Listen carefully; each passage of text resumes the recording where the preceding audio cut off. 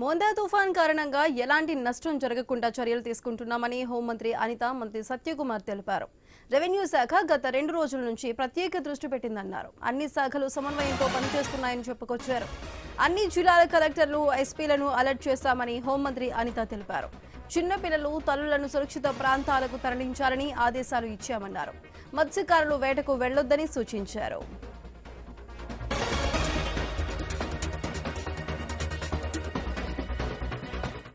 ప్రజలందరినీ కూడా రాష్ట్ర ప్రభుత్వం అప్రమత్తం చేయడం జరిగింది. అందరి కలెక్టర్స్ కి అదేవిధంగా ఎస్పీస్ కి ఇన్స్ట్రక్షన్స్ కూడా ఇవ్వడం జరిగింది. ఈ టైం కి ఎన్డీఆర్ఎఫ్ టీంలు, ఎస్డీఆర్ఎఫ్ టీమ్స్ కూడా ఓవరాల్ గా అన్ని ప్లేసెస్ కి కూడా చేరుకోవడం కూడా జరిగింది. ఎన్డీఆర్ఎఫ్ టీమ్స్ ఉన్న 13 టీములతో పాటు ఇంకొక 3 టీములు ఎక్స్ట్రా కూడా ఈ రోజు రాష్ట్ర ప్రభుత్వానికి ఇక్కడికి రావడం జరిగింది. వీటితో పాటు అన్ని తుఫాన్ షెల్టర్స్ ని, అదేవిధంగా ఎక్కడెక్కడైతే చిన్నపిల్లల తల్లులు ఉన్నారో, చంటి పిల్లలు ఉన్నారో వాళ్ళందరినీ కూడా సురక్షిత ప్రాంతాలకు తరలించడం, అదేవిధంగా ఈ రోజు సివిల్ సప్లైస్ డిపార్ట్మెంట్ దగ్గర నుంచి మనకి అన్నిటికీ కూడా నిత్యావసర వస్తువులన్నీ కూడా ఆయా ప్లేసులకి తరలించడం అవన్నీ కూడా జరిగినాయి. కాబట్టి ప్రజలు భయాందోళనకు గురి కాకుండా ప్రజలు ప్రభుత్వానికి సహకరించాల్సిందిగా మనస్ఫూర్తిగా నేను కోరుకుంటున్నానండి.